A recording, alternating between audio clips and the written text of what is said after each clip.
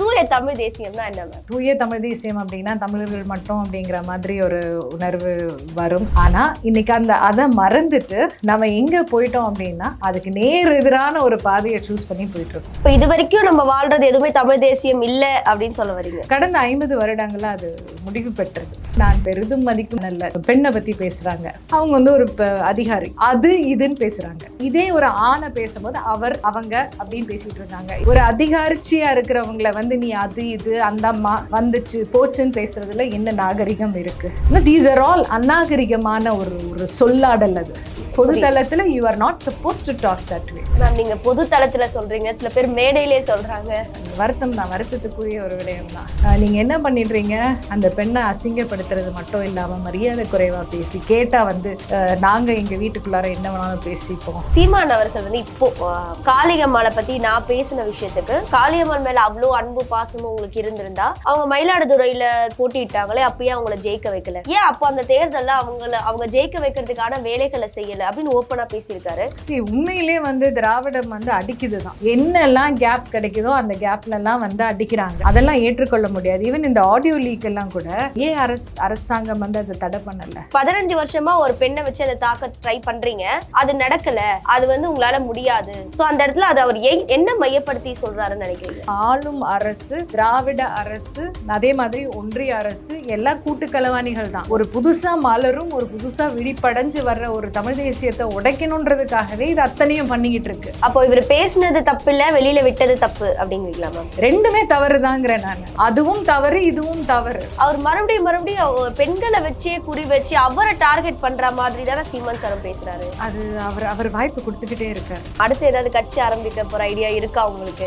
எனக்கு எல்லாம் கிடையாது. அது எப்பவுமே கட்சியிலே நான் வந்து எந்த பொறுப்பும் கேட்டது கிடையாது. மீள்வோம் மீட்போம் அமைப்பு இதோட ஒருங்கிணைப்பாளர் நீங்க, தலைவர் யாருங்க? நேதாகுவே தலைவர், அவர் தான் தலைவர். இப்ப இந்த அமைப்பை நீங்க ஆரம்பிச்சதுக்கு எதுவுமே முக்கிய காரணமா இருந்திருக்கும்? செயல்பாடற்று இருக்கும்ல. மறுபடியும் நாம் தமிழருக்கு போக வாய்ப்புகள் இருக்கா? இல்ல.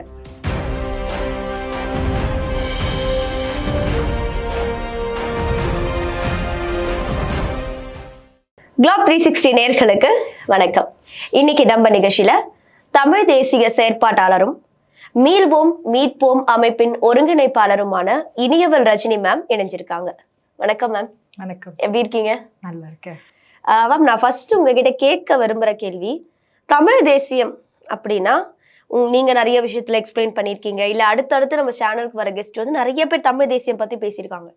பட் தூய தமிழ் தேசியம் அப்படின்ற அந்த ஒரு டேர்ம் நீங்க புதுசா இன்ட்ரடியூஸ் பண்ண மாதிரி இருக்கே, அதுக்கு என்ன மேம் அர்த்தம்? நீங்க சொல்லி நான் கேட்டேன் ஒரு 2-3 இடத்துல, அதனால உங்ககிட்ட இது ஆரம்பிக்கலாட்டு. தூய தமிழ் தேசியம்னா என்ன மேம்? நல்ல கேள்விதான். ஆக்சுவலா தூய தமிழ் தேசியம் அப்படின்னா தமிழர்கள் மட்டும் அப்படிங்கிற மாதிரி ஒரு உணர்வு வரும். ஆனா ஆக்சுவலா நான் மீன் பண்ணது என்ன அப்படின்னா, இன்னைக்கு தமிழருடைய வாழ்வியல்ல வந்து ஒரு பெரும் மறையை கொடுத்தவர் திருவள்ளுவர். இப்போ அந்த திருவள்ளுவருடைய திருக்குறள் எடுத்து பார்த்தீங்க அப்படின்னா ஒன்று கூட நீங்கள் தவறு சொல்ல முடியாது. அப்போது இப்படி தான் வாழணும் அப்படிங்கிற நியதியை வந்து என்றைக்கும் நமக்கு வந்து கொடுத்துட்டாங்க. ஓகே. அதே மாதிரி நம்மளுடைய இலக்கிய சான்றுகள் எடுத்து பார்த்தீங்க அப்படின்னாலும் அதில் வந்து வழிவகைகள், ஒரு மனிதன், பிறந்த ஒரு மனிதன் வந்து எப்படி வாழணும், அதாவது ஒரு வேலையாளா, இல்லை ஒரு மகனா, ஒரு மகளா, ஒரு தாயா, ஒரு தகப்பனா, ஒரு கணவனா, மனைவியா, அதே மாதிரி ஒரு தொழில் செய்பவரா, பர்டிகுலர் தொழில் செய்பவரா எப்படி வாழணும், அதே மாதிரி போர் முறை, மன்னன் எப்படி இருக்கணும், போர்கள், போருடைய அறம் என்ன, இப்படி பல விஷயங்கள் வந்து ஏற்கனவே வகுத்து வச்சுட்டாங்க. இன்னைக்கு நீங்க அந்த வழியில போனீங்க அப்படின்னா உண்மையிலே அதே மாதிரி இயற்கை வாழ், நீரின்றி அமையாத உலகம்ன்ற அந்த இது வந்து உண்மையிலேயே அந்த தண்ணி தான் எல்லாத்துக்குமே ஆதாரம். உலகம் படைக்கப்படும் போது தண்ணி தான் இருந்ததுன்னு சொல்லுவாங்க. அப்போது அந்த இதெல்லாம் வச்சு எப்படி வாழணும் அப்படிங்கிறத வந்து இந்த உலகுக்கே கொடுத்தது யார் அப்படின்னு கேட்டிங்க அப்படின்னா தமிழருடைய வரலாறு தான். ஓகே. ஆனால் இன்னைக்கு அதை மறந்துட்டு நம்ம எங்கே போயிட்டோம் அப்படின்னா அதுக்கு நேர் எதிரான ஒரு பாதையை சூஸ் பண்ணி போயிட்டுருக்கோம். இப்போ பல நேரம் வந்து பலருக்கு என்ன குழப்பம்னா உடைதான் தமிழ் தேசியம். உடை கிடையாது. உங்களுடைய பேச்சு, உங்களுடைய வாழ்வியல், உங்களுடைய தத்துவங்கள், உங்களுடைய என்ன சொல்கிறது நேர்மறையான சிந்தனைகள், அதே மாதிரி நம்ம சுற்றியுள்ளவர்கள் நேசிப்பது, அறம் சார்ந்து ஒவ்வொரு விஷயத்தையும் முடிவெடுக்கிறது, இதுதான் வந்து தமிழருடைய வாழ்வியல். அப்படிப்பட்ட தமிழர்கள் வாழும் தேசியமாக இதை மாற்ற வேண்டும் என்றால் அதுதான் உண்மையான தமிழ் தேசியமாகும். அப்ப இது வரைக்கும் நம்ம வாழ்றது எதுவுமே தமிழ் தேசியம் இல்ல அப்படின்னு சொல்ல வரீங்க? கடந்த 50 வருடங்களா அது முடிவு பெற்றது. ஓகே. திராவிட இவரு சொல்றாருல்ல, கருணாநிதி அவர்கள் வந்து அவருடைய என்னது அந்த சிவாஜி படம் முதல் வசனமே அதுதானே, வளர்க திராவிட நாடு, வாழ்க திராவிட நாடுன்னு தான் சொல்லுவாரு. அப்போ அதுக்கு நான் எப்படி அதை டிரான்ஸ்லேட் பண்றேன் அப்படின்னா, திராவிடம் என்பது தமிழர் கிடையாது, compilation of other languages that came out of Tamil தான்.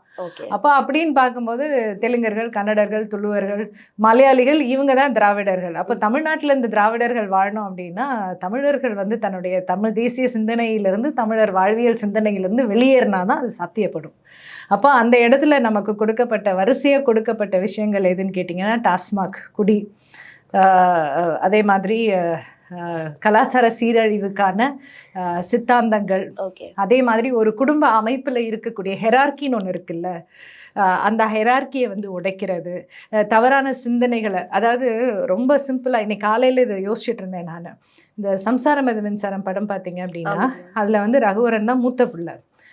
பெரும்பாலும் நீங்கள் பார்த்தீங்க அப்படின்னா மூத்த பிள்ளைன்னா ஒன்றும் பெரிய தியாகியாக காட்டுவாங்க, இல்லைன்னா வந்து ஒரு சுயநலமான ஒரு மனிதனாக காட்டுவாங்க, அந்த அளவுக்கு அறிவற்றவர்களாக காட்டுவாங்க. அந்த அந்த காலகட்டத்தில் நீங்கள் பார்த்தீங்கன்னா, படங்கள் பார்த்தீங்கன்னா அது நீங்கள் பார்க்கலாம். அதே மாதிரி யோசிக்க தெரியாதவர்களா, ஏன்னா ஒரு சாஃப்ட் கேரக்டராக இருக்கும். அந்த 2வது பிள்ளை தான் வந்து எல்லாத்தையும் பண்ணுற மாதிரி, ரொம்ப ஆக்டிவாக இருக்கிற மாதிரி, கடைசி வந்து ரொம்ப ஆக்டிவாக இருக்கிற மாதிரி, இப்படிலாம் காட்டுவாங்க. இதெல்லாம் வந்து ஒரு உளவியல் சிதைவு. ஏன்னா ஹெரார்கிங்கிறது ரொம்ப முக்கியம் நம்மளுடைய அமைப்பில். வந்து தமிழர் குடும்பத்தில் வந்து தகப்பன் தலைவன், அந்த அம்மா வந்து தலைவி ஆகிறாங்க. இங்கே தான் வந்து நமக்கு அந்த சமன் உண்டு, தலைவன் தலைவிங்கிற அந்த சமன் உண்டு. அப்போ அந்த சமனை உடைக்கும் போது என்ன ஆகுது அப்படின்னா அந்த குடும்பம் குழப்பத்துக்குள்ளாகுது. அதே மாதிரி அவங்களுடைய மூத்த பிள்ளை எப்போவுமே பார்த்தீங்கன்னா எதையுமே தாங்கக்கூடிய ஒரு இடத்துல தான் இருப்பாங்க. ஆனால் அந்த மூத்த பிள்ளையோட அந்த அதிகாரத்தை உடைச்சு யார் பொருளாதாரம் அதிகம் வச்சுருக்காங்களோ அவங்க முடிவெடுக்கிற இடத்துக்கு கொண்டு வந்து ஒரு மாதிரி ஒரு சீரழிவு. இப்போ இதெல்லாம் எங்கேருந்து வருதுன்னு பார்த்தீங்க அப்படின்னா திரைப்படங்கள். It was not a common மேனுக்கான திரைவசனம் சொல்லுவாங்க, ஆனால் அது காமன் மேனுக்கான திரைவசனம் இல்லை. காமன் மேன் கிட்ட ஒரு ஒரு ஒரு அடிப்படை புரிதல் இருந்தது பாருங்க, அதை உடைக்கிற ஒரு கருத்தியெல்லாம் தான் இருந்தது. அப்போ இந்த 50 வருடத்தில் இன்னைக்கு கேளுங்களேன், குடிக்காதுன்னு சொல்லி பாருங்களேன், யார் குடிக்கல அப்படின்வாங்க. சோஷியல் ட்ரிங்கிங் இஸ் ஃபைன் அப்படின்வாங்க. இல்லைடா நீ குடிச்சே ஆகணும்னு யாராவது ஒருத்தர் ஃபோர்ஸ் பண்ணுவான். கடைசியில் பார்த்தா அந்த ஃபோர்ஸ் பண்ணவன் பெரிய குடிகாரனாக இருக்க மாட்டான், வேண்டாம் வேண்டான்னு சொல்லி குடிச்சான் பாருங்க, அவன் தான் பெரிய குடிகாரனா மாறி நிற்கிறான். அப்போ பொருளாதாரத்தில் இழப்பு வருது. கேட்டால் இன்னைக்கு வெளி மாநிலத்தவர் நிறைய பேர் இங்கே உள்ளே வராங்க, வேலை செய்கிறாங்க. கேளுங்க எதுக்காக வெளி மாநிலத்தவரை கொண்டு வரீங்க அப்படின்னா, இல்லை இங்கே இருக்கிறவங்க குடிகாரர்களாக மாறிட்டாங்க, அவங்க வேலை செய்ய மாட்டேங்கிறாங்க, ஒர்க்மேன்ஷிப் போயிடுச்சு. போன மாதம் வந்து தஞ்சை பெரிய கோயில் போயிருந்த போது பிரமிப்போட பார்த்துட்டு இருந்தேன் நான். அந்த கல்லுலேயே வந்து இந்த ட்வைனிங் அந்த இது பண்ணியிருக்காங்க, எப்படி பண்ணியிருப்பாங்கன்னு ஒன்று செதஞ்சா கூட அவ்வளவும் திருப்பி ரீஒர்க் பண்ணணும். அப்போது அந்த அளவுக்கு ஒரு ஒர்க்மேன்ஷிப் எப்படி பண்ணியிருப்பாங்கன்ற கேள்வி நமக்கு எல்லாம் வருது. இப்போ எங்கே இருக்காங்க? இப்போது 15-20 வருடங்களுக்கு முன்னாடினா நானே பார்த்துருக்கேன், இதெல்லாம் செய்கிறவங்கள பார்த்துருக்கேன். இப்போ எங்கே இருக்காங்க அவங்கெல்லாம்? ஏன்னா we been totally taken away. இந்த மாதிரியான ஒரு வாழ்வியல்லேருந்து நம்மளை வெளியேற்றிட்டாங்க. நானுமே வெளியேறி திருப்பி உள்ள வரேன். உங்களுடைய நோக்கமே வெளியேறினவங்கள மறுபடியும் உள்ள கொண்டு வரது தான். இது புரிதல் உருவாக்குறது. மேம் இப்போ நீங்க ரீசன்ட் டைம்ஸ்ல ஒரு விதமான அரசியல் பயணத்தை பார்த்திருப்பீங்க. அதாவது ஒவ்வொரு கட்சி ஒவ்வொரு மாதிரியான அவங்களுடைய முன்னெடுப்பு எடுக்கிறாங்க. லைக் திமுகனா அவங்க அதை திராவிட மாடல் அப்படின்னு அவங்களுடைய ஆட்சியை பத்தி அவங்க பெருமையா பேசிப்பாங்க. ஸோ இந்த மாதிரி இருக்கிற காலகட்டத்தில் இப்போ நாம் தமிழர்ல இருந்து அடுத்தடுத்து அந்த ஆடியோ லீக்ஸ் அதை பத்தி நம்ம ரொம்ப விவாதிச்சிருக்கோம். ஸோ அதுக்குள்ள போகலை அப்படின்னாலும் இப்போ டிஜிட்டல் மீடியாவை பொறுத்த வரைக்கும் ஓப்பன் பண்ணாலே இந்த மாதிரி அவதூறான விஷயங்கள் தான் பரப்பப்படுதுன்னு நினைக்கிறீங்களா? ஏன்னா தொடர்ந்து சவுக்கு சங்கரா இருக்கட்டும், இல்ல சாட்டை துரைமுருகன் அவர்களா இருக்கட்டும், அடுத்தடுத்து ஏதாவது ஒரு வழக்குல அவங்களும் சிக்கிக்கிட்டு தான் இருக்காங்க, வெளியில வராங்க, நாங்க இதுக்கப்புறம் அவதூறு பரப்ப மாட்டோங்கிறாங்க. பட் அதே தான் திருப்பியும் செய்யறாங்க. இப்போ ரீசெண்டா வந்து ஒரு ப்ராட்காஸ்ட் பில் வந்து நம்மளுடைய தலைநகரத்துல ரெடி பண்ணிட்டு இருக்காங்க. அதை Okay. பாஸ் பண்றதுக்காக ரெடி பண்ணிட்டாங்க, கேள்விப்பட்டீங்கன்னு நினைக்கிறேன். ஆமா நிச்சயமா. பட் அந்த ப்ராட்காஸ்ட் பில் பார்த்தீங்க அப்படின்னா ஒரு பெருமளவு நமக்கு வந்து முடக்கத்தை கொண்டு வரக்கூடிய ஒரு இது. அதாவது மெயின் ஸ்ட்ரீம் மீடியா எல்லாமே வந்து அரசாங்கம் தன்னுடைய கட்டுப்பாட்டுக்குள்ள கொண்டு வந்துருச்சு. அரசாங்கம் நான் சொல்றது வந்து ஆளும் அரசு. ஓகே. திமுக ஆளும் அரசு. அரசுக்கு திமுக பிஜேபி BJP, இந்த அரசுக்கு ஆதரவான ஊடகங்கள்லாம் வந்து மெயின் ஸ்ட்ரீமா மாத்திருச்சு. But Okay. யூடியூப், இந்த ஃபேஸ்புக், ட்விட்டர் இதெல்லாம் பார்த்தீங்க அப்படின்னா தனி மனிதன் தன்னால வந்து எதை வேணாலும் வெளிப்படுத்தலாம். அது வந்து சோஷியல் காஸாக இருக்கலாம், இல்லை வந்து ஒரு நியூஸ் சேனலாக இருக்கலாம், இல்லைனா வந்து நம்மளுடைய பர்சனல் லைஃப் டிட்பிட்ஸாக இருக்கலாம். இப்படி வந்து சுதந்திரமாக வந்து இருக்கிறத கட்டுப்படுத்தி ஒரு பில் பாஸ் பண்ண முயற்சி பண்ணுறாங்க. Okay. என்ன அப்படின்னா it has to be content தானே கிங். இப்போ இதை வந்து சராசரி மனுஷனும் வந்து இப்போ ட்விட்டரில் வந்து ஒரு 5 பேர் இருப்பான், 5 பேர் ஃபாலோவர் இருக்கிறவங்க கூட வந்து ஒரு பேப்பர் ஒர்க் பண்ண வேண்டிய ஒரு இடத்துக்கு கொண்டு வராங்க. அப்போ என்ன ஆகுதுன்னா நம்ம டெமோக்ராட்டிக் சொல்கிறோம், ஜனநாயக முறைப்படி நம்ம பேசுறதுக்கான அத்தனை உரிமைகளும் இருக்குன்றத பறிக்கிறதுக்கான ஒரு சூழலாக இது உருவாகிட்டு இருக்கு. இப்போ உலக நாடுகளில் சைனா பற்றி நமக்கு தெரியாது, ஆனால் உலக நாடுகளில் இந்த மாதிரியான கட்டுப்பாடெல்லாம் கிடையாது. ஆனால் இங்கே இந்தியாவில் அதை கொண்டு வர முயற்சி பண்ணுறாங்க. இப்போ என்னுடைய கேள்வி என்ன அப்படின்னா இப்படி கொண்டு வரதுனால என்ன பலன்? எப்படி வந்து மெயின் ஸ்ட்ரீம் வாயெல்லாம் மூடினாங்களோ அதே மாதிரி இந்த மாதிரியான ஊடகத்தையும் மூடுறதுங்கிறது தான் வந்து இட் வில் பிகம். யோசிச்சு பாருங்களேன், நான் ஒரு கம்பெனி ப்ரமோட் பண்ணுறேன், நான் என்னுடைய நிறுவனத்தை நான் ப்ரமோட் பண்ணுறேன், நான் ஒரு யூடியூப் வீடியோ பண்ணுறேன் அப்படின்னா அதுக்கு ஒரு அப்ரூவலுக்கு நான் வெயிட் பண்ணிட்டு இருந்தேன்னா வேலைக்கு ஆகுமா? இல்ல அது செட் ஆகாது. அப்போ இது எப்படி ஆப்ரேட் பண்ணுவாங்கன்னு நீங்க யோசிச்சு பார்க்கும்போது அவங்க என்ன பண்ணுவாங்க, ஏதோ ஒரு விஷயத்த வந்து போடும்போது அது பெரிய கான்ட்ரவர்சியா ஆகும்போது, அரசாங்கத்துக்கு எதிராக ஆகும்போது, இல்ல அவங்கள வந்து பிடிச்சி போடலாம். ஏன்னா சில சமயம் வந்து கருத்துக்கள் சரியானதை சொல்லிட்டு இருப்பாங்க, அந்த கருத்துக்கள் வந்து அரசாங்கத்தை வந்து முடக்கி போடுறதுக்கான வாய்ப்பு வரும். அப்போ இந்த மாதிரி எதுனா ஒன்று டெரோகேட்டரியா பேசிட்டாங்கன்னா அவங்கள பிடிச்சி வந்து கண்ட்ரோல் பண்ணலாம் அப்படிங்கிறது தான் வந்து பிளான் ஆஃப் ஆக்ஷனாக இருக்கும். ஆனால் இது எந்த அளவுக்கு நம்மளுடைய ஜனநாயக நடைமுறைக்கு பின்னாடி நம்ம தள்ளுங்கிறது வந்து நம்ம புரிஞ்சுக்கணும். இதை யார் சரி பண்ணுவா அப்படின்னா நம்ம தான், காமன் பீப்புள் தான் நம்ம வந்து எதிர்க்கணும். இந்த பில்லை வந்து பாஸ் பண்ண விடாமல் எதிர்க்கணும். ஓகேவா? இப்போ நீங்கள் கேட்ட கேள்விக்கு வரேன். இப்போது சாட்டை துரைமுருகனும் சரி, சவுக்கு சங்கரும் சரி, இன்னும் பல யூடியூபர்ஸ், நீங்கள் வந்து தமிழ் தேசிய தளம் சொல்லிட்டு இருக்கிறவங்கள மட்டும் நம்ம பேசுகிறோம். தமிழர்கள், அதாவது திமுக ஆளும் அரசை எதிர்ப்பவர்கள், ஆளும் அரசை ஆதரிப்பவர்கள் எத்தனை அவதூறு பேசுகிறாங்கன்றதும் நம்ம பார்த்துக்கிட்டு தான் இருக்கோம். அவங்களுக்கெல்லாம் முடக்கம் கிடையாது, அவங்க எல்லாம் நல்லபடியாக தான் போயிட்டுருக்காங்க. அப்போ இந்த இடத்துல நம்ம வந்து உண்மையிலேயே கொண்டு வர வேண்டிய மாற்றம் என்ன அப்படின்னா ஒரு டெஃபமேஷன் கேஸ் போடுறது வந்து ரொம்ப சுலபமாக இருக்கணும். இப்போ சாட்டை பொறுத்த வரைக்கும் நான் என்ன சொல்வேன் அப்படின்னா அவர் முதல்ல அவர் கட்சிக்கு நேரான விஷயங்கள் பேசுறாரு, ஆனால் கிடையாது. கட்சி என்ன சொல்லுதோ அதுக்கு முரணா பேசுறாரு. இல்லை அது ஒரு கன்ஃபியூஸ்ட் ஏரியா தான், அது ஒரு கிரே ஏரியா. சாட்டை துரைமுருகன் பொறுத்த வரைக்கும் அவருடைய தனிப்பட்ட கருத்தை தான் அவர் சொல்லிட்டு இருக்காரு. அது ஒரு கிரே ஏரியா, அதுக்குள்ளார இனி நான் போக விரும்பல. அதாவது நம்ம முயற்சி பண்றோம், ஒரு விஷயத்த மாத்துறதுக்கு முயற்சி பண்றோம், சீரா கொண்டு வரதுக்கு முயற்சி பண்றோம், அது நடக்கலன்ற போது அதுக்கப்புறம் நம்ம விலகிட்டுறது தான், இல்லைன்னா நம்ம மரியாதை கெட்டுவோம். அதனால அதை விட்டு நான் வெளியே வந்து நின்று பேசுறேன். இதை என்ன அப்படின்னா இந்த கேள்விகள் இருக்கு இல்லையா, நான் வந்து உன்னை நீ வந்து ஆளும் அரசுக்கு எதிராக நீ பேசுறதுனால உன்னை நான் பிடிச்சி போடுறேன், இது வந்து தரம் கெட்டதா இருக்கு, இல்லை நீ பேசியது வந்து தவறு அப்படின்னு பிடிச்சி போடுற அந்த ஒரு மனநிலை அரசாங்கத்துக்கு எப்படி வரணும் அப்படின்னா, அவர்கள் ஆதரவு சேனல் வந்து மற்றவர்களை பழித்து பேசுறாங்க பாருங்க, அவங்களையும் பிடிச்சி போடுற இடத்துல வரணும். அதுதான் நேர்மையான நீதியான ஒரு அரசா இருக்க முடியும். எனக்கு சாதகமா பேசுறாங்கன்றதுனால நீ பேசுற எல்லாமே நான் ஏத்துக்கணும்னு அவசியம் கிடையாது, எனக்கு எதிராக நீ பேசுறங்கிறதுனால நீ பேசுற நல்லதை கூட நான் ஒதுக்கணும்னு அவசியம் கிடையாது. ஸோ இந்த சூழல் உருவானா மட்டும்தான் இந்த ப்ராட்காஸ்ட் பில்லு பொறுத்த வரைக்கும் வந்து will be all right. Ma'am ஒரு சின்ன டவுட்னால இதை கேட்குறேன். இப்போ சாட்டை கைது செய்யப்பட்டது வந்து முன்னாள் முதலமைச்சரை பத்தி அவதூறா பேசிட்டாரு, இல்லைன்னா பிற்படுத்தப்பட்ட தாழ்த்தப்பட்ட ஒரு குறிப்பிட்ட சமூகத்துக்கு எதிரான கருத்துக்கள் அவர் பதிவு செஞ்சிருந்தாரு அப்படிங்கிறதுனால அவர் கைது செய்யப்பட்டார்.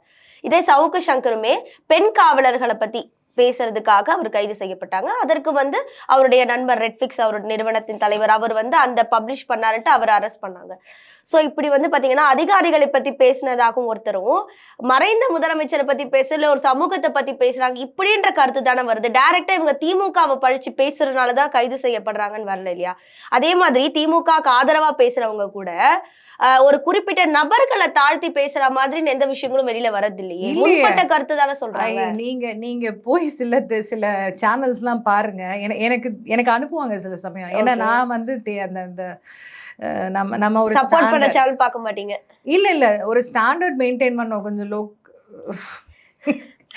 புரியுது. கொஞ்சம் லோ ஸ்டாண்டர்டா இருந்தா பார்க்க லோ மாட்டீங்க. ஸ்டாண்டர்டா இருந்தா, அதாவது பேச்சுக்கள் வந்து தரமானதா இருக்கணும். ஓகே. அந்த தரம் வந்து மாறிடுச்சு அப்படின்னா அந்த சேனல்ஸ் நான் பெரும்பாலும் பார்க்க மாட்டேன். இப்ப நான் தமிழ் தேசியம் சொல்றேன் இல்லையா, அந்த தமிழ் தேசியத்துல முக்கியமான ஒரு விஷயம் என்ன அப்படின்னா நாகரிகமாக பேசுவது. ஓகே. நமக்கு நமக்கு வந்து நையாண்டிங்கிறது ரொம்ப அழகா வரும். அந்த நையாண்டி வந்து நக்கலா மாறக்கூடாது. ஓகே.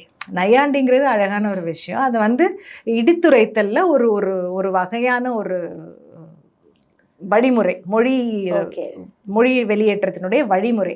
ஆனா அது நக்கலா ஒரு தனி மனிதனை வந்து அசிங்கப்படுத்தும் விதமா இல்ல தனி மனிதனை வந்து ஒரு தாழ்த்தி பேசுற விதமா இருந்தது அப்படின்னா அது தமிழ் தேசியத்துக்கான மொழியே கிடையாது. ஓகே, தமிழருக்கான மொழியும் அது கிடையாது. அப்போ உண்மை தமிழர் யார் அப்படின்னா you avoid docking all those, என்ன சொல்றது, ஒரு தவறான வார்த்தைகள். ஏன்னா பெரும்பாலும் வந்து கெட்ட வார்த்தைகள் எதை பேஸ் பண்ணி இருக்குன்னா பிறப்புறுப்பை பத்தி பேஸ் பண்ணி தான் இருக்கு. அதுவும் ஒரு பெண்ணை பேஸ் பண்ணி தான் இருக்கு. தாயை பத்தி இருக்கு.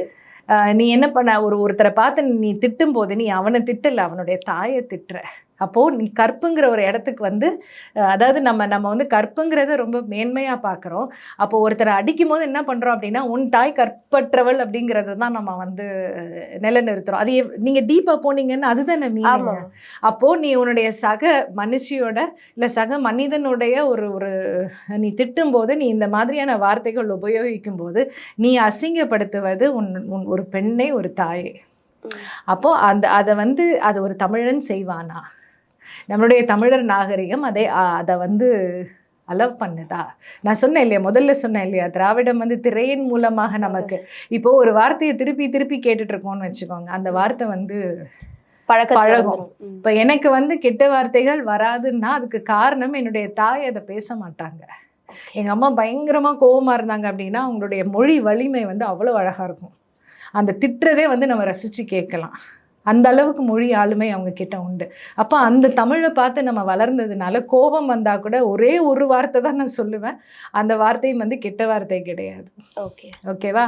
அப்போ அதை பல இன்டோனேஷன்ஸில் சொல்லுவேன், அவ்வளவுதான். அப்போ இது வந்து ஒரு என்ன இருந்தாலும் ஒரு மாண்பு. இப்போ நம்ம இருக்கிற இடத்துல யாருமே அந்த மாதிரி பேச மாட்டாங்க. அப்போ அதை அச்சீவ் பண்ணுறது தான் உண்மை தமிழருக்கான வெற்றி. அப்போ இந்த இடத்துல வந்து ஒரு யூடியூப் சேனல்ல பண்ணும்போது இந்த நையாண்டி, நக்கல், அதே மாதிரி பெண்களை வச்சு பேசும்போது நமக்கு வந்து ஒரு அருவருப்பு, தாங்க இயலாத ஒரு அருவருப்பை கொடுக்க தான் செய்யுது. இவன் ஆக்சுவலி பார்த்தீங்கன்னா சமீபத்தில் வந்து நான் பெரிதும் மதிக்கும் பெண்ணை பற்றி பேசுகிறாங்க. அவங்க வந்து இந்த ஃபெனாயில் ஸ்கேம் நடந்தது இல்லையா, அதில் ஒரு பெண்ணை பற்றி பேசிடுறது, டக்குன்னு பேர்லாம் ஞாபகம் வரல. அவங்க வந்து ஒரு அதிகாரி அது இதுன்னு பேசுகிறாங்க. ஒருமையில ஓகே, அதுக்கு தெரியல, அது வந்துச்சு, அது போச்சு அப்படின்னு சொல்லி பேசுறாங்க. இதே ஒரு ஆணை பேசும்போது அவங்க அப்படின்னு பேசிட்டு இருக்காங்க. இதுல பெரிய காமெடி என்னன்னா, ஹாரி பாட்டர் பத்தி பேசுறாங்க, ஜே.கே. ரவுலிங் பத்தி பேசுறாங்க. இவர் என்ன நினைச்சிட்டு இருக்காரு, ஜே.கே. ரவுலிங் ஆணுன்னு நினைச்சிட்டு இருக்காரு. அவருடைய பேச்சுல அது வெளிப்படுது. அவருக்கு தெரியல அவங்க ஒரு பெண்ணுன்னு. ஆமா, ஆனா அவங்களுக்கு வந்து அந்த அவர்ன்னு சொல்லி சொல்றாங்க. அப்போ எனக்கு வந்து வருத்தமா இருந்தது. இதெல்லாம் தமிழ் தேசியத்தை மையமா வச்சிருக்கிற ஒரு சேனல். அப்போ இதுல கூட ஒரு கவனம் செலுத்த வேண்டும். Okay, I'm not comfortable. என்னை அது இதுன்னு சொல்றதுல எனக்கு வந்து கம்ஃபர்டபுள் கிடையாது. அது என்ன பெண்ணை பார்த்தா அக்ரிணையா நீங்க உங்களுக்கு தோணுது? பெண் அக்ரிணையா? ஒரு அதிகாரிச்சியா இருக்கிறவங்கள வந்து நீ அது இது அந்த அம்மா வந்துச்சு போச்சுன்னு பேசுறதுல என்ன நாகரிகம் இருக்கு? நீங்க யாரா இருந்தாலும் என்ன, எவ்வளவு பெரிய தலைமையாக இருந்தாலும் என்ன, அதே மாதிரி அந்த வார்த்தைகள் பொம்பளை, தீஸ் ஆர் ஆல் அநாகரிகமான ஒரு சொல்லாடல். அது ஒரு பொது தளத்துல you are not suppose to talk that வே.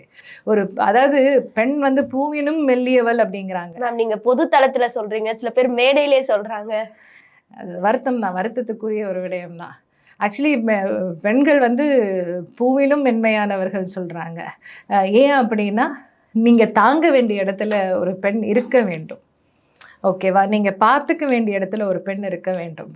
நீங்கள் என்ன பண்ணிடுறீங்க, அந்த பெண்ணை அசிங்கப்படுத்துறது மட்டும் இல்லாமல் மரியாதை குறைவாக பேசி கேட்டால் வந்து நாங்கள் எங்கள் வீட்டுக்குள்ளார என்ன வேணாலும் பேசிப்போம். இதெல்லாம் மாறணும்.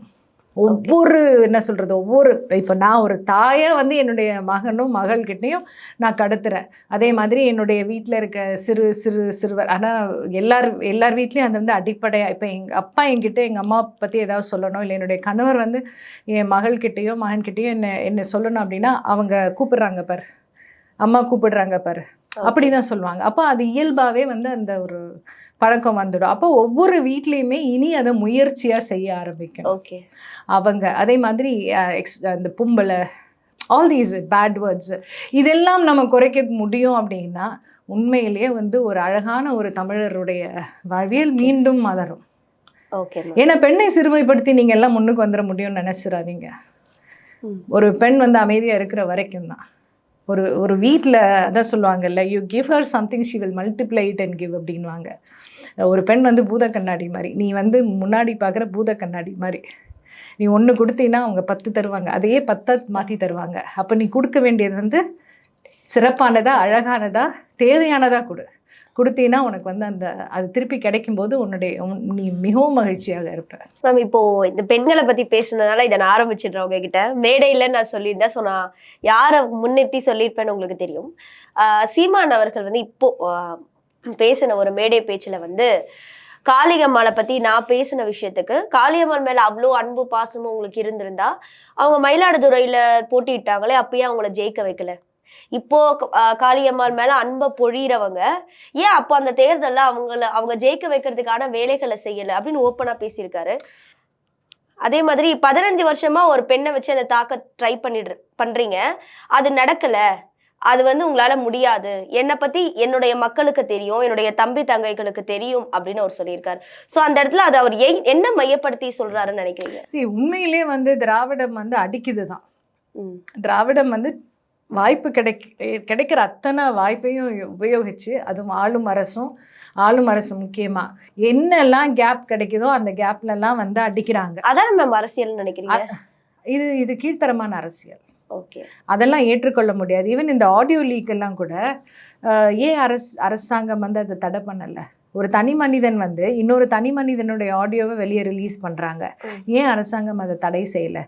ஒரு தடவை தவறு நடக்கலாம், தினமுமா எக்ஸ்பெக்ட் பண்ற மாதிரி இன்னைக்கு வீடியோ இல்லையா, இன்னைக்கு ஆடியோ இல்லையான்ற லெவலுக்குள்ள கொண்டு வந்தாங்க. அரசாங்கம் என்ன பண்ணிட்டு இருந்தது? இல்ல, இதுல அரசாங்கம் என்ன பண்ணுன்ற கேள்வி இருக்குல்ல மேம். ஏன்னா இது ஒரு 2 பேர் பேசுறதுமா, இது சட்டம் லா அதுக்கு மேல கேஸ் போட்டிருக்காங்க. நாம் தமிழர்ல இருந்து வழக்கு பதிவு பண்ணிருக்கேன்னு சொல்லி நாம் தமிழர் வழக்கறிஞர் சொல்லியிருக்காரு. என்ன நாம் தமிழர் வழக்கு போடுறது இருக்கட்டும், what is the police doing? Okay. அவர் சூர்யா வந்து ஒரு இதை ரிலீஸ் பண்றாரு அப்படின்னா you cannot do the next ஒன்னு சொல்லி ஏன் போடல? சொல்றதுக்கான அரசியல் சட்டத்துல இருக்கா இல்லையா? இருக்கு. பர்சனல் இதை வந்து நீ வெளில போடக்கூடாதுன்னு இருக்கா இல்லையா? அப்ப ஏன் பண்ணல? நீங்க எல்லா இடத்துலயும் பாருங்க, அரசாங்கம், ஆளும் அரசு, திராவிட அரசு, அதே மாதிரி ஒன்றிய அரசு எல்லாம் கூட்டு கலவாணிகள் தான். ஒரு புதுசா மலரும், ஒரு புதுசா விழிப்படைஞ்சு வர்ற ஒரு தமிழ் தேசியத்தை உடைக்கணுன்றதுக்காகவே இது அத்தனையும் பண்ணிக்கிட்டு இருக்கு. இப்போ நான் வந்து என்னை நிறைய பேர் கேட்பாங்க, நீங்க வந்து எல்லாரையும் உள்ள நாம் தமிழரை திட்டுறீங்க அப்படின்ட்டு. இப்போ ஒரு I am only a woman, ஒரு சாதாரண ஒரு தாய் தான் நான். ஓகே. ஒரு நிறுவனத்தை நடத்தி கொண்டிருக்கும், ஒரு குடும்பத்தை பார்த்து கொண்டிருக்கும் ஒரு அம்மா நான், ஒரு மனைவி, ஒரு அம்மா. ஓகேவா? நான் எப்படி யோசிப்பேன்? நீ பிரச்சனையில மாட்டாத, நீ சரியா இரு. உன்னை அடிக்கிறதுக்கு வருவாங்க, உன்னை கேள்வி கேட்கறதுக்கு வருவாங்க, உன்னை எப்படியாவது வந்து மாட்டி விடுறதுக்கு நிறைய பேர் உன்னை சுத்தி இருப்பாங்க. அப்ப நீ ஒழுக்கமா இருந்தா நான் சொல்லுவேன் நானு. ஓகே. அதுக்கு வாய்ப்பு கொடுக்காத. அப்போ இவர் பேசினது தப்பு இல்ல, வெளியில விட்டது தப்பு அப்படிங்கிறீங்களா மேம்? ரெண்டுமே தவறுதாங்கிறேன் நானு. ஓகே. அதுவும் தவறு, இதுவும் தவறு. சரி. நீ பேசலன்னா இது ஏன் வெளியில வருது? இப்போ எனக்கு ஒரு ஃபோன் எடுத்தனாலும் இல்லை யார்கிட்டையும் பேசணுன்னாலும் பயந்து பேசவே மாட்டேன் நான். ஏன்? நான் பேசுவது நடைமுறை வாழ்க்கை. நீ எங்க கொண்டு போய் இதை போட்டாலும் எனக்கு பிரச்சனை கிடையாது. ஏன்னா இதுதான் நான் பேசுவேன். எனக்கு வந்து வீட்டுக்குள்ளார ஒரு முகம், வெளியில ஒரு முகம்லாம் கிடையாது. அப்போ அது ஒரு நிம்மதியை கொடுக்குது இல்ல? என்னதான் ட்ரை பண்ணாலும் என்ன மாட்ட வைக்க முடியலையே. இப்போ இனியவள் ரஜினியின் லீக்ஸ் எதுவும் வராது. பொருளிகள் வேணா வரும், வந்தாலும் வந்து அது என்னை பாதிக்காது. காரணம் என்னன்னா, என்னுடைய இயல்பான ஒரு மனித வாழ்க்கையில உள்ளதை தான் நான் பேசியிருப்பேனே தவிர்த்து, ஒருத்தருக்கு என்ன சொல்றது, ஒருத்தரை அவமரியாதை பண்ற மாதிரியோ, இல்ல ஒருத்தரை வந்து கீழே தள்ளுற மாதிரியோ I would not have spoken. மிஞ்சி போனா என்ன பேசியிருக்க முடியும்? ஏதோ ஒரு வலி இருந்ததுன்னா அந்த வலியை பத்தி பேசியிருக்க முடியும். போட்டா போடு. மேம் இப்போ இந்த ஆடியோவை பொறுத்த வரைக்குமே அது வெளியிட்டுட்டாங்க. ஸோ அது இவ்வளோ பெரிய பரபரப்பா பேசிடுச்சு. அதுக்கு அவர் எதிர்ப்பு தெரிவிச்சாரு. எல்லாம் ஒரு பக்கம் இருந்தாலும் அவர் மறுபடியும் பெண்களை வச்சே குறி வச்சு அவரை டார்கெட் பண்ற மாதிரி தானே சீமான் சாரும் பேசுறாரு. அது அது அவர் வாய்ப்பு கொடுத்துக்கிட்டே இருக்காரு. அதுதான் நான் சொல்வேன். சில சமயத்தில் வந்து சைலன்ஸ் இஸ் பெட்டர். ஓகே. இப்போ அவர்கிட்ட நான் தான் சொல்லுவேன், எல்லா ஆக்சுவலி இனிமேல் நான் சொல்ல வேண்டிய அவசியம் இல்லை. It is his problem. ஏன்னா உண்மையிலே வந்து திருப்பியும் நோட்டாவுக்கு போயிடலான்ற மைண்ட் செட்டுக்கு வந்துகிட்டு இருக்கேன். கொஞ்சம் கொஞ்சமாக வந்துகிட்டு இருக்கேன். Okay. I am just waiting. வேறு ஏதாவது ஒன்று என்ன சொல்கிறது, நான் எதிர்பார்க்கும் அந்த தூய கொள்கையில் உறுதியாக வாழ்க்கையில் அதை ஏற்றவர்கள் வந்து இனி வரணுங்கிறது தான் என்னுடைய ஆசை. ஏன்னா நமக்கு இந்த மாதிரியான பேச்சுக்கள், இந்த மாதிரியான ஒரு கான்ஸ்டண்ட்டாக ப்ராப்ளம் இருந்துக்கிட்டே இருக்குது. இப்போ நான் நாம் தமிழரில் 14 வருஷம் பயணிச்சிருக்கேன். Okay ma'am. ஆனால் அங்கே இருக்கிறவர்களே நம்மளை வந்து ரொம்ப மோசமாக பேசும்போது இவங்கள தான் நான் அண்ணன் தம்பின்னு கூப்பிட்டுட்டு இருந்தேன் அப்படிங்கிற போது அது ஒரு பெரிய காயமாக நிற்கிது. அப்போ ஆனால் இவங்க வந்து உண்மையில் தமிழ் தேசியவாதிகளா இல்லை நாம் தமிழர் பிள்ளைகளான்னு கேட்டிங்கன்னா கிடையவே கிடையாது. ஓகே. ஏன்னா எனக்கு தெரியும் இவ்வளோ ஈடுபாடோடு இருந்ததுக்கு காரணம் நல்லவர்கள், என்ன சொல்கிறது, இந்த உணர்வை உயிர்ப்புடன் வச்சுருந்தவங்களோட தான் நான் பழகியிருக்கேன். இதெல்லாம் இப்போ சேர்ந்த குப்பைகள். ஓகே. அதனால இதுவும் திராவிடத்தினுடைய சதி தான். அப்போ உங்களை பற்றின பேசின பேச்சுக்கள் வெளியில் வரல. இப்போ காளியம்மாளை பற்றி பேச வந்திருக்கு. பட் உங்களை தாக்கி ஒரு சில கருத்துக்களை பகிர்ந்திருப்பாங்க நாம் தமிழர்ல. சோஷியல் மீடியாவில் இருக்கு. ஓகே. அண்ணன் பேசல, பொறுப்புல இருக்கவங்க எல்லாம் யாரும் பேசல. இந்த சில்லறைகள் ஒருத்தர் யூடியூப்ல வீடியோ மீம்ஸ் எல்லாம் போட்டாங்க. எனக்கு ஐயோ நான் இவ்வளவு பெரிய ஆள்லாம் இல்லப்பா, உங்களுக்கே பார்த்தாலும் ஷாக் ஆயிட்டு, நான் அவ்வளவு பெரிய ஆளே கிடையாது அப்படின்ட்டு. அது என்னன்னா, இன்னொரு கட்சி ஆரம்பிக்கும் போது காளியம்மாளை நான் கூப்பிட்டேன் அப்படின்ட்டு, காளியம்மாளை நான் கூப்பிட்டேன் அந்த கட்சியில சேர்றதுக்கு. ஆனா அவங்க இல்லைன்னு சொல்லிட்டு என் மூக்கு உடைச்சிட்டாங்க அப்படின்ட்டு. எனக்கு பயங்கர சிரிப்பு ஒரு பக்கம், கடுப்பு இன்னொரு பக்கம். எப்ப கட்சி ஆரம்பிச்சேன்னு கேக்குறீங்களா? இல்ல அதுதான் ஒருத்தர் வந்து ஒரு அமைப்பு ஆரம்பிக்கணும்னு நினைக்கிறவரோட நான் பழகுறதுனால உடனே நானும் அதுல உடந்தே அப்படிங்கிற மாதிரி. இருந்தாலும் தப்பு கிடையாது. See, I want to do it. என்னுடைய உரிமை அது. அதை கேள்வி கேட்கிற உரிமை யாருக்கும் கிடையாது. அடுத்த கேள்வி என்னோட அதான் மேம், அடுத்து ஏதாவது கட்சி ஆரம்பிக்க போற ஐடியா இருக்கா உங்களுக்கு? எனக்கு எல்லாம் கிடையாது. அது எப்பவுமே கட்சியிலே நான் வந்து எந்த பொறுப்பும் கேட்டது கிடையாது. இது ஐ மேக்கிங் an open declaration. எனக்கு ஒரு பாசறையில பயணிக்கணும் அப்படின்னா வணிகர் பாசறையை வந்து முன்னெடுத்து ஏதாவது பண்ணணும்ன்ற ஆசை இருந்தது. ஆனா அதுக்கு வாய்ப்பு அமையலை. சரி மேம். அதனால மற்றபடி வந்து எனக்கு பெரிய, நான் வந்து ஸ்ட்ரெயிட்டா பேசுற ஆளு, கொஞ்சம் கஷ்டம் என்ன மேனேஜ் பண்றது. மேம் இப்போ இந்த மீள்வோம் மீட்போம் அமைப்பு, இதோட ஒருங்கிணைப்பாளர் நீங்க, தலைவர் யாரு மேம்? மேதகுவே தலைவர். அவர் தான் தலைவர். பிரபாகரன் அவர்கள் தான் தலைவர். நான் வந்து உண்மையிலேயே மனதார ஏற்றுக்கொண்டவர் அவர். Okay ma'am. ஏன்னா அவருடைய என்ன சொல்றது, கொள்கைகள், அவர் வாழ்ந்த விதம், அதே மாதிரி தன்னுடைய குடும்பத்தோட சேர்ந்து வந்து அந்த மரணத்தை தழுவும் அந்த குணம் இருக்கு பாருங்க, அது வந்து பேரன்பினுடைய வெளிப்பாடு. சரி. அவரை ஒன்ஸ் நீங்க எடுத்துக்கிட்டீங்க அப்படின்னா தவறுகள் செய்ய தயங்குவீங்க. ஓகே. அதனால என்னைக்கும் வந்து அவர் தான் என்னுடைய தலைவர். இப்ப இந்த அமைப்பை நீங்க ஆரம்பிச்சதுக்கு எதுவுமே முக்கிய காரணமா இருந்திருக்கும்? செயல்பாடற்று இருக்கும்ல. இப்ப சில சமயம் வந்து இது செய்யலாம் அப்படின்னு சொல்லிட்டு கேட்பேன் நான், இது பண்ணலாமா அது பண்ணலாமா, யாரோடையாவது இணைஞ்சு பண்ணணும் அப்படிங்கிற மாதிரி ஒரு தாட் இருந்துகிட்டே இருக்கும்.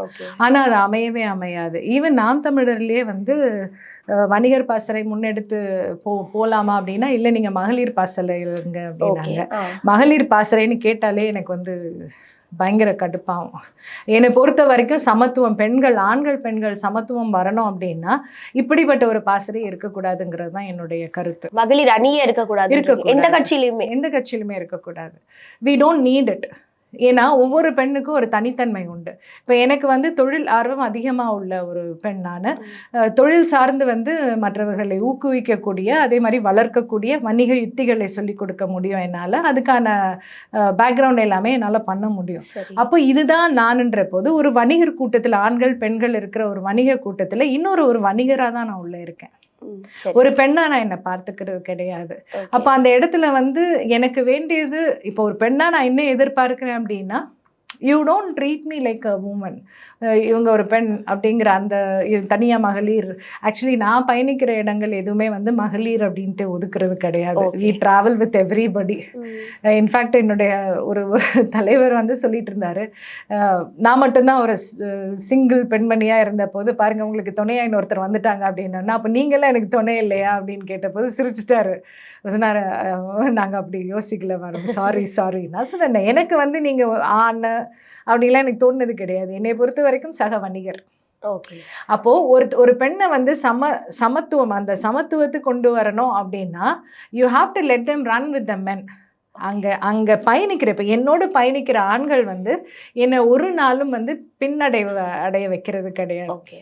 இப்போ நான் ஒரு தமிழ் தேசிய தளத்தில் நான் பயணிச்சுட்டு இருக்கேன் இல்லையா, அங்கே உள்ள ஆண்கள் வந்து ஒரு சிறப்பான ஒரு குழுமமாக இருக்காங்க. ஒருத்தர் தவறு பண்ணாலும் இன்னொருத்தர் வந்து அதை பேலன்ஸ் பண்ணிடுவாங்க. ஏன்னா என்னைக்கு இருந்தாலும் பெண் வந்து ஒரு பின்னடைவு இருக்க தான் செய்யுது. எல்லா ஆண்களுமே வந்து அந்த சமத்துவத்தை விரும்புகிறவங்க கிடையாது. எப்படியாவது தட்டி வைக்கணும் அப்படின்னு நினைக்கிற ஆண்களும் உண்டு. அதுவும் நம்ம எக்ஸ்பீரியன்ஸில் பாதி கூட இருக்காது. அவங்க எல்லாம் வந்து நம்மளை அதிகாரம் பண்ணுவாங்க. அப்போ வந்து போ அப்படின்னு தோணும், வயசாகுதுல்ல. அப்போ அப்படிப்பட்ட ஆண்கள் இருப்பாங்க. அப்போ அவங்களுடைய மனநிலை இல்லைன்னா ஒரு பெண்ணா வந்து அதுதான் நம்மளோட எக்ஸ்பீரியன்ஸோ நம்மளோட எக்ஸ்பர்டீஸோ அதெல்லாம் பெருசாக தெரியறது கிடையாது. அப்போ இந்த இடத்துல வந்து அதை சமமான ஓட்டம் மட்டும்தான் வந்து சீர்படுத்துமே தவிர்த்து, தனியாக நீங்கள் ஒரு பாசறை வச்சு இயங்குங்க அப்படின்னா மகளிருக்கான பாசறையில் என்ன பண்ண முடியும் உங்களால்? What can you do, what can you achieve? You are ஒரு குண்டு சட்டிக்குள்ளார தானே இருக்கீங்க. அமைப்பில் ஒரு அமைப்போ இல்லை ஒரு அரசியல் கட்சியோ அது எதுவாக இருந்தாலும் ஒரு ஆணுக்கு எந்த அளவுக்கு கொடுக்குறீங்களோ அந்த அளவுக்கு அதிகாரத்தை நீங்கள் கொடுத்தீங்கன்னாலே, ஏன்னா நம்ம வீட்லேயே பாருங்களேன், அப்பா தலைவன் தலைவி தான், முடிவெடுக்கும் இடத்துல இவங்க 2 பேர் தான். ஒருத்தர் இன்ஃப்ளூயன்ஸ் பண்ணி எடுக்கிறாங்க. பெண்கள் வந்து இயல்பிலேயே முடிவெடுக்கிற அந்த இதை வந்து ஆண்கள் கிட்ட விட்டுடுறாங்க. ஆனால் ஆண்கள் வந்து பெண்களை கேட்காம முடிவெடுக்கிறது இல்லை. இப்படி ஒரு கலாச்சாரம் இருந்தது, இப்போ அது கிடையாது. இப்போ தன்னிச்சையா முடிவெடுக்க ஆரம்பிச்சிடுறாங்க. தன்னிச்சையா முடிவு, அதுதான் அந்த திராவிட சீரழிவில் இதையும் ஒரு பாட்டா நம்ம நினைக்கலாம். அப்போ இதுதான் வந்து வளர்ச்சியின் பாதை, சமத்துவத்தின் பாதையை தவிர்த்து இப்போ இவங்க எல்லாம் சொல்லிட்டு இருக்காங்க பாருங்க சமத்துவம், இதெல்லாம் சமத்துவம் கிடையாது. அப்போ பெண்களும் ஆண்களும் தன்னிச்சையா முடிவெடுக்கிறது கூட ஒரு சமத்துவம் தானே மேம்? இப்ப ஆண்கள் அவங்க தரப்புல இருந்து ஒரு முடிவு சொல்லும் போதும், பெண்கள் அந்த அவங்க தரப்புல இருந்து ஒரு முடிவு எடுக்கும் போதும், இப்போ நான் வந்து ஒரு வணிகரா, ஒரு தொழில் அதிபரா, ஒரு தொழில் முனைவோரா வந்து நான் ஒரு முடிவு எடுக்கிறேன்னு வச்சுக்கோங்களேன். அது வந்து பொருளாதாரத்தை பாதிக்காத இருக்கிற வரைக்கும், அதே மாதிரி என்னுடைய குடும்பத்தினுடைய பேர், அதனுடைய கௌரவம் ஒன்று இருக்கு இல்லையா, அது கெடாத வரைக்கும் நான் தன்னிச்சையாக முடிவெடுப்பது சரி. ஓகே, ஒரு பெண்ணா நான் எடுக்கிறது சரி. ஆனா ஒரு குடும்ப அமைப்புல நான் தன்னிச்சையாக முடிவெடுப்பது சரி கிடையாது. ஒரு பொருள் வாங்கணுன்னா கூட, இல்லை ஒரு முடிவுகளில் ஒரு குடும்ப நிகழ்வு, இல்லை ஒரு பொருளாதார என்ன சொல்கிறது, இல்லை வந்து குழந்தைகள் குறித்தோ இல்லை பெற்றோர்கள் குறித்தோ ஏதாவது ஒரு முடிவு எடுக்கணும் அப்படின்னா அது எல்லாரோட இணைவில் தான் இருக்கணும். ஓகே, அந்த இடத்துல நமக்கு தெரியணும், பிரிக்க தெரியணும். சமத்துவங்கிறது தன்னிச்சையாக முடிவெடுக்கிறது கிடையாது. சமத்துவம்ங்கிறது வந்து எந்த இடத்துல எதுக்கு முக்கியத்துவம் கொடுக்கணும்னு தெரிஞ்சு அத முக்கியத்துவத்தை நோக்கி நகர்த்துறது தான் சமத்துவம். மேம், இப்போ ஒரே ஒரு ஹைப்போதெட்டிக்கல் क्वेश्चन, மறுபடியும் நாம் தமிழருக்கு போக வாய்ப்புகள் இருக்கா? இல்ல, சுத்தமா அந்த ஐடியாவே எடுத்துட்டீங்களா? இன்னும் இவ்வளவு ஸ்டப்பனா, இத்தனை ஆண்டு காலம் உழைச்சிருக்கீங்க, உங்க உழைப்பு அதுல இருக்கு, வேறுபாடுகள் நீங்க 10க்கு 10 ரூம்ல இருந்து தான் பேசுவீங்க, அது வெளியில வந்து பேச மாட்டீங்கன்னு அவங்களுக்கு தெரியாது நான் என்ன பண்ணேன்னு சொல்லிட்டு. எனக்கு நெருடலா வந்த விஷயங்கள் கடந்த ஒரு மாதமா வந்து ஒரு விஷயமா எனக்கு நெருடலா வந்துகிட்டு இருக்கு. ஃபார் எக்ஸாம்பிள், அமீருடைய ஆடியோ ரிலீஸ்ல பாத்தீங்க அப்படின்னா அண்ணன் ஒரு வார்த்தை சொன்னாருன்னு சொல்லிட்டு அமீர் சொல்லியிருப்பாரு. என்னன்னா, அவனுங்களாம் விடுறா அப்படின்ற மாதிரி, அதாவது உன் தம்பிங்கெல்லாம் என்னை வந்து இவ்வளோ இடிச்சு பேசுகிறாங்க, அவங்கெல்லாம் ஒரு பொருட்டே இல்லைங்கிற மாதிரி அண்ணன் பேசினதா வந்து அமீர் சொல்லுவார். அப்போது நமக்கு சுருக்குன்னு குத்துச்சு. காரணம் என்ன அப்படின்னா, இன்றைக்கு இருக்கும் இனியவள் ரஜினி தான் ஆக்சுவலி என்னுடைய நேம். அப்போ இன்னைக்கு இருக்கிற இந்த பெண் வந்து இந்த நாம் தமிழருக்காகவும் அண்ணனுக்காகவும் உறவுகள் இழந்தேன். ஓகே. டிஸ்டன்ஸ் ஆயிட்டேன். நட்புகள் பலதை வந்து டிஸ்டன்ஸ் ஆயிட்டேன். அதே மாதிரி இந்த தொழிலில் வந்து சில வளர்ச்சிகளை நான் வந்து உங்களையே நீங்க இழந்திருக்கீங்க. இழப்பு இருந்திருக்கு. அப்போ இவங்க வந்து அரசியல் வேறு நட்பு வேறுன்னு அவங்க பாக்குறாங்க. எனக்கு எல்லாமே ஒண்ணுதான். என்னுடைய வாழ்க்கையில எல்லாமே இருக்கு.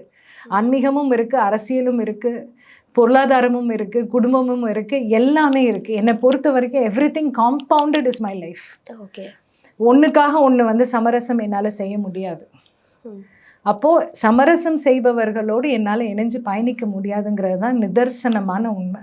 ஓகே. இது வலியோட தான் சொல்றேன். ஏன்னா என்னதான் வந்து முடியாதுன்னு சொன்னாலும் நேசிச்ச மனசு அதை விடாதில்ல. அதைதான் மேம் கேட்க வர. இத்தனை வருஷம் உழைப்பு, உங்களையும் அர்ப்பணிச்சு நீங்க நிறைய வேலைகள் கட்சிக்காக செஞ்சிருப்பீங்க, ஓடி இருப்பீங்க, வந்திருப்பீங்க, அரசியல் ரீதியான பல கூட்டங்களை பார்த்திருப்பீங்க, பிரச்சாரங்கள் மேற்கொண்டிருப்பீங்க, மக்கள் கிட்ட போய் பார்த்திருப்பீங்க. நான் கட்சியிலன்னு பயணிச்சது கிடையாது. முழுசு பயணிக்கக்கூடிய வாய்ப்பு அமைஞ்சது இல்லை. இதுதான் நிதர்சனமான உண்மை. நான் விரும்பிய தளத்துல வந்து என்னால பயணிக்க முடியல. ஆனா வந்து பாத்தீங்கன்னா ஒரு பர்சனலா வந்து நிறைய விஷயம் நான் பண்ணிக்கிட்டே தான் இருப்பேன். நிறைய விஷயம் பண்ணிட்டு இருப்பேன். நிறைய பேருக்கு பொருளாதாரத்துல வந்து சப்போர்ட் பண்ணியிருக்கேன், பிசினஸ்க்கு சப்போர்ட் பண்ணியிருக்கேன். கட்சியில இருந்தவங்களுக்கு. ஆமா, கட்சியில இருந்தவங்களுக்கு இதெல்லாம் வந்து ஐ கீப் டூயிங். இது சொல்லி காட்டணும்ன்றது அவசியம் கிடையாது. இது வந்து ஒரு நேசத்துல செய்யறது. இப்போ வந்து கேட்டாலும் செய்வேன் நான். அதான் என்னுடைய நேச்சர். செய்ய முடியாத ஒரு சூழல்ல கொண்டு வந்து விட்டுருக்காங்கன்றது தான் இப்போ வந்து I can't del it out also. என்ன சொல்றது, அது மாதிரி இவ்வளவும் நம்ம பார்க்கறது எதுக்காக அப்படின்னா, என்னைக்காவது ஒரு நாள் தமிழ் தேசிய அரசியல் வந்துடாதா, இந்த திராவிட கட்சிகளுக்கு மாற்று கிடைக்காதா, நம்ம வந்து நம்ம குடும்பம் நம்ம பிள்ளைங்க வந்து இது என்னுடைய நிலம், இது எனக்கான உரிமை இங்கே இருக்குது, நான் நிம்மதியாக வாழ முடியும் அப்படிங்கிற ஒரு தளத்தை கொடுக்க முடியாதான்ற ஒரு ஏக்கத்தில் தான் இதை பண்ணுறது. ஓகேவா? நிறைய பேர் என்ன சொல்லுவாங்கன்னா, தலைவர் பிரபாகரன், இப்போ நானே சொல்லுவேன், தலைவர் வந்து அந்த அளவுக்கு உறுதியாக கொள்கையில் ஒழுக்கத்தில் உறுதியாக, ஏன்னா அவருடைய படையில் வந்து குடியும் கிடையாது, பெண்கள் சார்ந்த எதுவுமே கிடையாது. அதே மாதிரி சிவில் பீப்புளில் வந்து அதாவது சிங்களர்களாக இருந்தாலும் அவங்களுக்கு தொந்தரவு, அந்த போர் அறத்தை அவர் கடைபிடித்தவர். அதே மாதிரி தன்னுடையவர்கள் அப்படின்னு சொல்லிட்டு அவர் வச்சுக்கல. தன்னுடைய பிள்ளைகளா இருந்தாலும் தன்னுடைய குடும்பமா இருந்தாலும் அது அரசியலோட பயணப்பட்டு தான் இருந்தது. அப்போ இவ்வளவு தீர்க்கமானவரே வந்து தோல்வி அடைஞ்சிட்டாருன்னு தான் நம்ம பார்க்குறோம் இல்லையா? அவர் தோல்வி அடைஞ்சிட்டாரு தானே, அவர் ஈழம் அடைய முடியல அப்படிங்கிற ஒரு பார்வை எனக்கும் இருக்கு, மற்றவங்களுக்கும் இருக்கு. ஆனா நான் அதை தோல்வியா பார்க்கல. காரணம் என்ன தெரியுமா? அவருடைய அந்த தீர்க்கமான சிந்தனை, அவருடைய தீர்க்கமான அந்த ஒரு அந்த தமிழ் தேசியத்துக்கான அந்த வாழ்வியலை ஏற்றதனுடைய பலனா இன்னைக்கு பல லட்சம் மக்கள் மனதில் அவர் வந்து ஒரு தலைவராக நிற்கிறாரு. அது வெற்றி. அந்த நெருப்பு அணையாது. இன்னைக்கு இல்லைனாலும் என்னைக்காவது ஒரு நாள் அதை அடைஞ்சே தீருவோம். அப்போ அதுதான் வந்து வெற்றியை நோக்கி கொண்டு போகுமே தவிர்த்து, இன்னைக்கு திராவிட அரசியல் மாதிரி அவங்க நமக்குள்ளார கொண்டு வந்த அழுக்குகள் கலப்புகள் இருக்கு பாருங்க, அதை நம்ம உள்வாங்கிட்டு அதுபடி நம்ம வாழணும். அது இன்னைக்கு பேசிட்டு இருக்காங்க பாரு, அவங்களுக்கு எதிர் நம்ம தான் கரெக்டு, இப்படிதான் அடிக்கணும் அவங்கள அப்படின்ட்டு. தட் இஸ் நாட் த வே. நீ அடிக்க வேண்டியது அறத்தில் அடிக்கணும். அங்கேயாவது வந்து உலக நாடுகள் சேர்ந்து அவங்கள ஒன்றும் இல்லாமல் பண்ணாங்க. இங்கே நமக்கு வந்து வாய்ப்புகள் அதிகம். காரணம் என்னென்னா, நம்ம 8 கோடி தமிழ் மக்கள் இருக்கிறோம். 6.5 கோடின்னு நினைக்கிறேன் தமிழ் மக்கள் இருக்கிறோம். நம்ம இயல்பாக வென்றிடலாம். ஏன்னா நம்ம டிஎன்ஏக்குள்ளார இருக்குது இந்த அறமும் ஒழுக்க சிந்தனையும், அந்த என்ன சொல்கிறது, எல்லா உயிர்களையும் நேசிக்கும் தன்மையும் நமக்குள்ளார இயல்பாகவே இருக்குது. ஓகே. அந்த இயல்பை வெளிக்கொண்டு வரணும். எல்லா உயிருக்குமானது நாம் தமிழர் சொல்றாங்க. அடுத்த நிமிஷம் என்ன சொல்றாங்க? இருந்தா இருப்போனா போ. வெவ்வேறுபட்ட கருத்துக்கள் நாம் தமிழர்ல இருக்குங்கிறதா உங்க நிலைப்பாடா இருக்கு. ஆமா, இல்ல தலைவர் அண்ணனே அதை தானே சொல்றாரு. ஓகே. அப்போ அந்த இடத்துல வந்து there is no consistency. அந்த கன்சிஸ்டன்சி இல்லைன்ற போது நம்மளால சமரசம் பண்ண முடியாது. வெவ்வேறு கட்சிகள்ல இருக்கக்கூடிய தலைவர்களை நீங்க பாப்பீங்க, லைக் திமுக, அதிமுக, விடுதலை சிறுத்தைகள், நிறைய கட்சிகள். அதுல அதாவது தமிழ் தேசியம் பேசக்கூடிய தலைவர்கள்னா இவர் இதை தானே பேசுறாரு, நம்ம கொள்கையை தானே பேசுறாருன்னு யாரையாவது நீங்க பாத்திருக்கீங்களா? வெவ்வேறு கட்சிகளை சேர்ந்தவர்கள் நான் சொல்றேன். வேல்முருகன் பார்த்திருக்கேன். Okay ma'am. இல்ல பல பேர் கட்சிகள் நான் சொல்ல முடியாது. இவர் வேல்முருகன் எனக்கு அவர்கிட்ட இருக்க ஒரே ஒரு வருத்தம் திமுகவுடைய கூட்டணி மட்டும்தான். ஓகே. மற்றபடி I think he is fine person. அதான் அந்த சீட்டுக்காக வெற்றிக்காக அவர் திமுக கூட இல்லை, இருக்கலாம்னு எனக்கு எடுத்துக்கலாமா? வேற ஏதாவது காரணம் இருக்கும்னு தோணும். ஓகே. பதவி தான் மேம் இருக்க முடியும், வேற என்ன இருக்க முடியும் அதுல? அவர் வந்து அவருடைய நேச்சரே வந்து ரொம்ப ஒரு ஆக்கப்பூர்வமான ஒரு நேச்சர், எதையும் வந்து சாதிக்கக்கூடிய ஒரு நேச்சர். ஓகே. வெறும் பதவிக்காக பணத்துக்காக கூட்டணி போயிருப்பாருங்கிறதுல எனக்கு நம்பிக்கை இல்லை. அதை தாண்டி உங்களுக்கு யாரையுமே தமிழ் தேசியம் பேசக்கூடிய தலைவர்கள் தோணலையா? வைகோ அவர்கள் இருக்காங்க, நிறைய பேர் இருக்காங்களே, அதிமுக, திமுக, பிஜேபி நிறைய பேர் இருக்காங்க மேம். யாரையுமே உங்களுக்கு பார்த்தா தோணல? இப்ப அந்த அளவுக்கு எல்லாருமே வந்து தமிழ் தேசியத்துல இருந்து மாறுபட்டு வேறுபட்டு இருக்காங்க. சுயநலவாதிகள் தான் நிறைய பேர் இருக்காங்க. ஆண்களுடைய இயல்பை வந்து இகோயிஸ்டிக், தாண்மை குணம் வந்து அதிகம். எந்த கட்சியில வந்து ஒரு கவுன்சிலிங் இடத்துல பெண்கள் இருக்காங்களோ அந்த கட்சி தான் உருப்படும். நீங்க உலக நாடுகள்ல பாருங்களேன், பெண்கள் தலைமை ஏற்று இருக்கும் நாடுகள் வந்து ஆர் ஃப்ளரிஷிங். ஓகே. இங்க குறைஞ்சபட்சம் நீங்க இதை செய்யுங்கன்னு சொன்னா கூட நீனத்துக்கு சொல்றதுக்கு why do you tell, உனக்கு என்ன அட்வைஸ் டேஷ் கொண்டு வந்துடுறீங்க அப்படின்ட்டு சொல்றாங்க. அப்போது இந்த இடத்துல தமிழ் தேசியம்ன்றது வந்து யூ கேனாட் கோ ஹெட். ஆண்களுடைய சிந்தனை வடிவத்தில் மட்டுமே போகணும் அப்படின்னு நினச்சிங்கன்னா அது சாத்தியப்படாது. Okay. Okay, woman has to have her ground. எத்தனை பெண்கள் இருக்காங்க தமிழ் தேசியத்தை பேசுகிறவங்க சொல்லுங்க பார்க்கலாம். அப்போ ஜெயலலிதா டைம்ல தமிழ்நாடு நல்லா இருந்ததுங்கிறீங்களா மேம்? இல்லையே, அதை சொன்னீங்களா? அவங்க நம்மளுடைய இனம் கிடையாது இல்லம்மா. ஓகே. இல்ல பெண் இப்ப அவங்க வந்து இது கருணாநிதி அவர்களுடைய பினாமி இதுல இருந்து தானே சரக்கெல்லாம் வாங்கி வித்தாங்க. எல்லாருமே என்ன சொன்னாங்க, பொருளாதாரம் டாஸ்மாக்ல இருந்து வரணும்னு சொல்லிட்டாங்கல்ல. எப்படி நீங்க பொருளாதாரத்தை டாஸ்மாக்ல தேடலாம்? நீங்க டாஸ்மாக்ல தேடினீங்கன்னா இங்க இருக்கிறவங்களை யோசிச்சு பாருங்களேன். என் வீட்டுல இருக்கிற ஒரு பிள்ளைய வந்து நான் தப்பா அனுப்பி நான் காசு சம்பாதிக்கணும்னா அந்த பிள்ளையோட எதிர்காலம் என்னவாகும்? அரசாங்கமும் அதே மாதிரி தானே. இப்போ இவங்க எதுவுமே அதை நாடலையே. அவங்க ஏதோ ஒரு விதத்தில் வந்து அவங்க அதிகாரத்தையும் அந்த பலத்தையும், ஜெயலலிதா வாஸ் வீக். ஓகே. ஏன்னா அவங்கள ஆண்கள் வந்து மிதிச்சதில் ஷிஸ் ட்ரைங். அவங்க எல்லாருக்குமே இயல்பாக நல்ல குணங்கள் இருக்கும், அதை நம்ம மறுத்து பேசவே முடியாது. ஆனால் அதை தாண்டிய தாண்மை, அதே மாதிரி ஒரு ஊழலோ அதுக்கோ எல்லா துணை போயிட்டோன்னு வச்சுக்கோங்களேன், அதை பண்ண ஆரம்பிச்சோன்னு வச்சுக்கோங்களேன், அது காப்பாற்றிக்கிறதுக்காகவே வந்து சமரசம் பண்ண வேண்டிய இடத்துக்கு வந்துடுவாங்க. ஓகே. அப்போ அந்த இன்னைக்கு என்ன சொல்கிறது, எனக்கு பிடிக்காத வார்த்தை சமரசம்.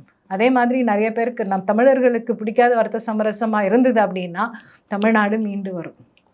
இல்லைன்னா வந்து sometimes I feel so depressed. தமிழ்நாடை நினச்சா இல்லை தமிழ் மக்களை நினச்சா? மக்களை நினச்சி. ஓகே. என்னடா பண்ணிட்டு இருக்கீங்க, என்னடா பண்ணி வச்சிருக்கீங்க, கோமாளி படத்துல பண்ணி வச்சிருக்கீங்க, எனக்கு அடிக்கடி தோணும். இப்பெல்லாம் அது ரொம்ப அதிகமா தோண ஆரம்பிச்சிருச்சு. நம்பிக்கையோட நம்ம வரோமே, இதுல எனக்கு துரோகி பட்டம் கட்டுவாங்க. நான் ஒரு கொள்கையை ஏத்துக்கிட்டு ஒரு கொள்கைக்கு பின்னாடி நான் வந்தேன், நீங்க என்னடானா என்ன துரோகின்றீங்க. கொள்கையை விட்டு கொடுத்தவங்க நல்லவங்களாயிட்டாங்க. என்னை பொறுத்த வரைக்கும் கொள்கையை விட்டு கொடுத்தவர்கள் தான் துரோகி. ஏன்னா நம்ப வச்சு கழுத்தறுத்திருக்கீங்க. மேம், இப்போ நீங்க பேசுற எல்லா விஷயத்துல இருந்து பார்க்கும்போதோ தமிழ் தேசியம் எந்த அளவுக்கு உங்களுக்குள்ள ஊறி இருக்கு, அதை நீங்க பார்க்கக்கூடிய மக்கள் இல்ல நீங்க பழகக்கூடிய மக்களுக்கு நீங்க அதை எவ்வளவு அழகா பரப்புறீங்க அப்படிங்கறது நல்லாவே தெரியுது மேம். உண்மையாலே நீங்க எதிர்பார்க்குற மாதிரி ஒரு தமிழ் தேசியத்தை அந்த ஒரு நிலைப்பாடு கொண்ட கட்சி வரலாம், இல்ல வேற யாராவது ஆரம்பிக்கலாம்? இதுல ஆக்சுவலி வந்து எனக்கு அண்ணன் மேல வருத்தம் இருந்தாலும் அவர் மீது வந்து நான் எப்பவும் சொல்லுவேன், கடைசி வரைக்கும் அவர் மீது உள்ள ஒரு மரியாதை எனக்கு குறையாது, அந்த அன்பு குறையாது. காரணம் என்ன, நீங்க வார்த்தைக்கு வார்த்தை அண்ணன் அண்ணன் தான் சொல்றீங்க. ஆமா ஆமா சொல்லக்கூடாது, பேரை கூட சொல்லல சார், பேரை கூட நீங்க சொல்லல. ஆமா. ஆனா என்னுடைய இது என்ன அப்படின்னா, இன்னைக்கு வந்து அவர் எதுக்காக இந்த இந்த இந்த தளத்துல வந்தாரோ அதை அவர் நிறைவேற்றிட்டாரு. என்ன அப்படின்னா, அந்த தமிழ் தேசிய நெருப்பை கிட்டத்தட்ட பல பேருடைய நெஞ்சில் ஏற்றியாச்சு. அவரே இல்லைன்னா கூட அந்த கொள்கை வாழும். அந்த மாதிரியான ஒரு சூழல் உருவாயிருச்சு. ஏன்னா நானே வந்து தலைவரை தெரிஞ்சுக்கிட்டதும் அவர் மூலமாக தான், இப்படி ஒரு விஷயம் இருக்குன்னு தெரிஞ்சதும் அவர் மூலமாக தான். ஓகே. அதனால வந்து இந்த மாதிரி பலர் இருக்காங்க, இவங்க இனி அதை எடுத்துட்டு போவாங்க. சீமான் அவர்கள் இல்லைன்னா கூட அவர் இடத்துக்கு யார் வந்தாலும் அது கண்டினியூஸா நடக்கும். மக்களே வந்து எழுச்சி வந்தாச்சு. இதை இப்ப பாருங்க, நான் தனிச்சையா நான் வேலை செய்ய ஆரம்பிச்சிட்டேன். ஓகே. என்னோட இணைஞ்சு பயணிக்கிறவங்க வந்து அவ்வளவு அழகா வந்து ஒரு வேலையை பண்ணிட்டு இருக்காங்க. ஸ்ட்ரக்சரலி தன்னிச்சையாக பண்ண ஆரம்பிக்கிறாங்க. நம்ம ஒரு ஐடியாஸ் தான் கொடுக்குறோம். அப்போ அந்த நெருப்பு நிறைய பேர்கிட்ட இருக்கு. ஸோ அதுக்காக நம்ம அவருக்கு நன்றி சொல்லித்தான் ஆகணும். அதனால தமிழ் தேசியம்லாம் வீழாது. நாம் தமிழர் தன்னை திருப்பி கட்டமைச்சுக்கிட்டாங்க அப்படின்னா நல்லது, இல்லைன்னா அடுத்தது அப்படிங்கிறது கண்டிப்பா உருவாகும். அதை வந்து நிறுத்த முடியாது யாராலையும். இந்த பற்ற வச்ச நெருப்பு வந்து இன்னும் நிறைய பேருடைய மனதுல எரியணும் அப்படிங்கிறது தான் மேமோட விருப்பம், ஆசையும் கூட. மேம், இன்னைக்கு நம்ம நிகழ்ச்சியில கலந்துட்டு நிறைய விஷயங்களை பகிர்ந்துக்கிட்டீங்க. நன்றி. நன்றி.